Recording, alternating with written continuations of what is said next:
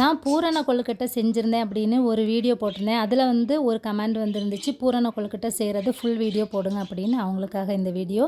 அரிசி மாவு இது வந்து வறுக்காத மாவு எடுத்துகிட்டு இதில் வந்து தேவையான அளவு உப்பு போட்டுக்கலாம். அதுக்கப்புறம் விரசுறதுக்கு நல்ல சூடான தண்ணி தான் எடுக்கணும். எடுத்துகிட்டு ஒரு ஸ்பூன் வச்சு கொஞ்சம் கொஞ்சமாக ஊற்றி கிளறிக்கலாம். சூடான தண்ணி ஊற்றும் போது தான் அந்த மாவு வந்து சாஃப்ட்னஸ் ஆகும். நம்ம இடியாப்பத்துக்கு பிசைவோம் இல்லையா, அதே மாதிரி தான் இந்த மாதிரி பிசைஞ்சு எடுக்கணும். எடுத்துகிட்டு வந்து நம்ம இதை ஆற விட்டுக்கலாம். ஆற விட்டுட்டு அதுக்குள்ளால நம்ம பூரணம் ரெடி பண்ணிக்கலாம். இதுக்கு வந்து நான் அரை மூடி தேங்காய் துருவி எடுத்துருக்கிறேன். நான் எப்போவுமே வந்து தேங்காவும் நாட்டு சர்க்கரையை வந்து சும்மா பிசைஞ்சு அப்படியே உள்ளே வச்சுருவேன். இந்த டைம் என் நாட்டு சர்க்கரை வந்து கொஞ்ச நாள் இருந்ததுனால கெட்டி பிடிச்சிருச்சு, பிசைய முடியலை. அதனால தான் நான் இப்படி மெல்ட் பண்ண வேண்டியதாக இருக்குது. இது கூட வந்து கொஞ்சம் ஏலக்காய் தூள் போட்டுக்கலாம், நல்ல வாசனையாக டேஸ்ட்டாக இருக்கும். அதுக்கப்புறம் வந்து இந்த மாதிரி நம்ம உருண்டை பிடிச்சி எடுத்துக்கலாம். இதை வந்து பூர்ணம் கொழுக்கட்டை செய்கிற அச்சிலே செஞ்சுக்கலாம். ஆனால் இந்த மாதிரி செஞ்சால் நமக்கு ரொம்ப ஈஸியாக இருக்கும்.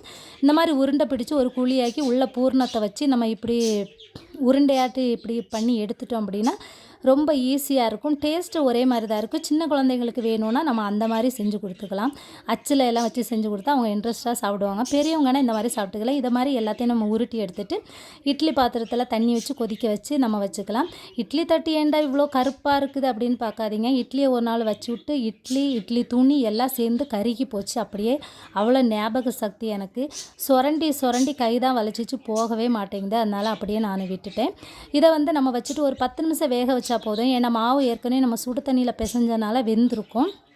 அதனால் அப்பா நானும் வந்து நல்லா அழகாக பிக்க வரணும்னு நினச்சிட்டே பிச்சேன். சூப்பராக வந்துச்சு. நல்ல டேஸ்ட்டும் சூப்பராக இருந்துச்சு.